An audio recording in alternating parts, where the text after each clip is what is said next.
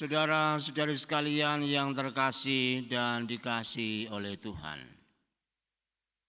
Sahabat sejati tampak bukan pada awal, melainkan pada akhir.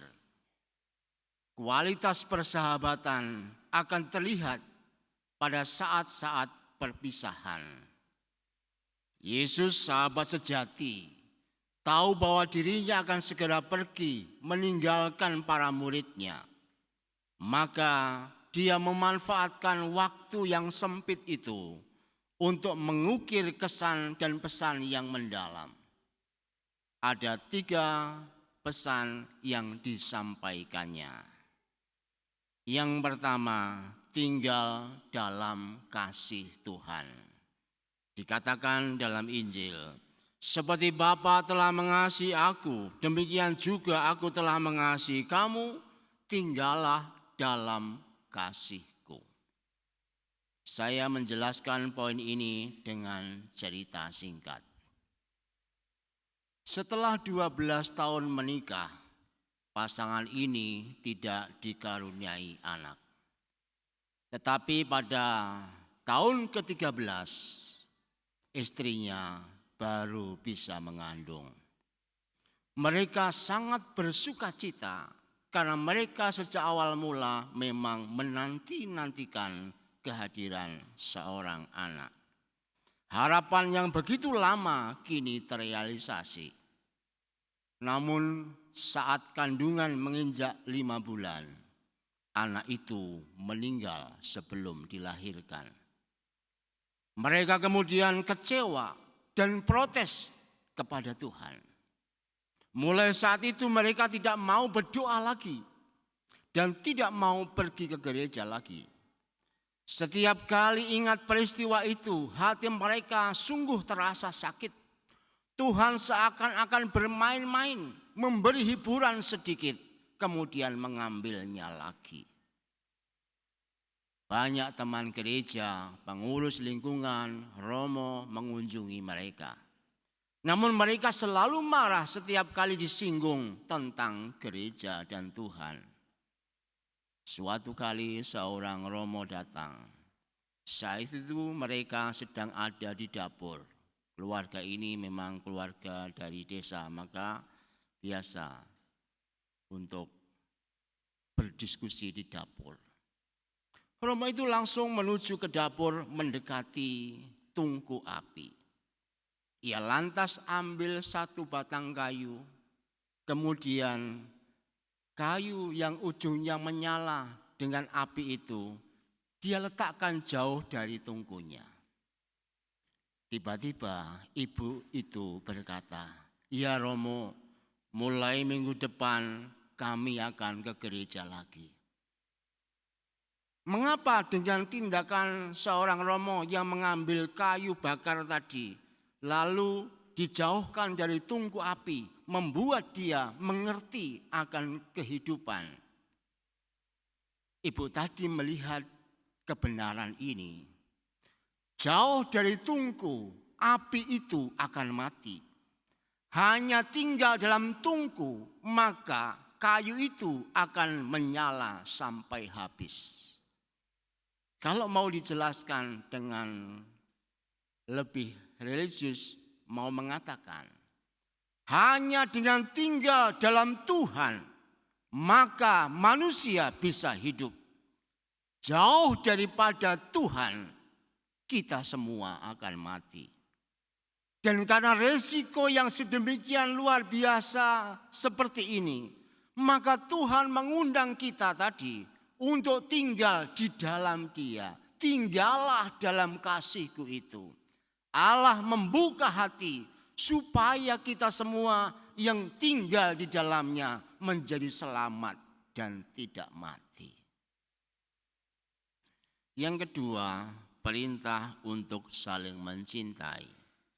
Injil mengatakan, inilah perintahku supaya kamu saling mengasihi seperti aku telah mengasihi kamu. Saya menjelaskan poin ini dengan satu pertanyaan. Apakah ciri-ciri orang itu mati? Anda tahu barangkali ciri-ciri orang itu mati. Oh, karena Anda belum pernah mati maka nggak tahu ya. Maka saya kasih tahu. Ciri khas yang paling jelas bahwa orang itu mati adalah tidak bernafas. Itu cirinya. Kalau masih bernafas belum mati itu. Tapi kalau sudah hilang nafas pasti mati. Kalau enggak percaya pencet hidungmu selama misa ini. Enggak usah dikeluarkan nafasmu.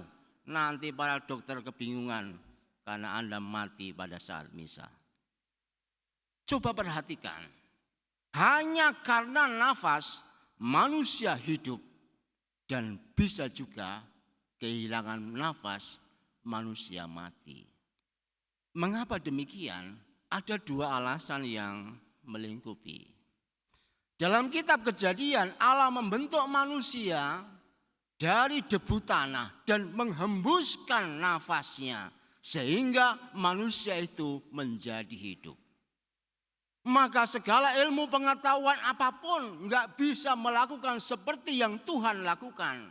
Meskipun ada cloning, bahkan ada domba yang dicoba seperti itu, tetap saja manusia tidak bisa menciptakan seperti Tuhan. Karena ini kekhasan dalam penciptaan. Berarti manusia hidup oleh karena cinta Allah yang dihembuskan dalam kita melalui nafasnya.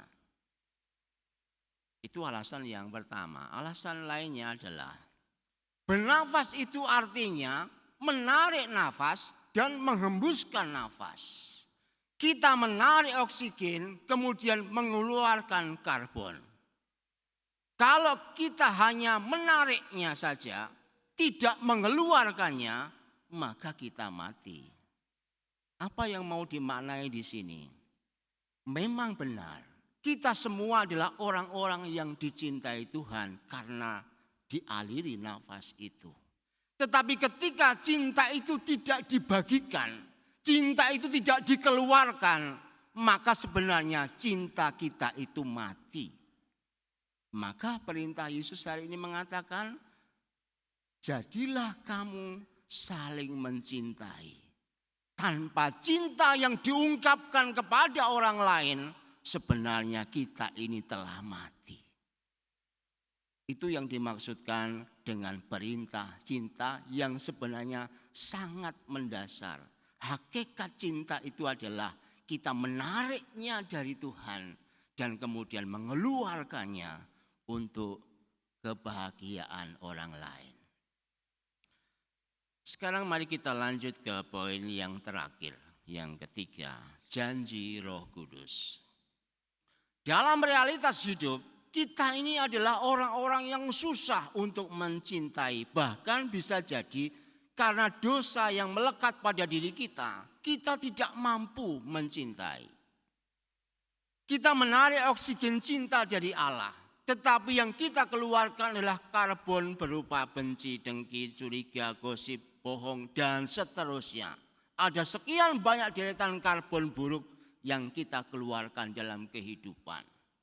Rasul Paulus mengatakan dalam surat kepada jemaat di Roma, ketika kita ingin berbuat kasih, justru yang jahat yang muncul. Saat kita ingin mengampuni, rasa dendam justru lebih tinggi. Manakala kita ingin setia dalam doa, justru kemalasan yang ada. Kalau hari ini atau bulan ini kita menyatakan sebagai bulan Rosario, baru satu peristiwa kita sudah menguap dan kemudian tertidur.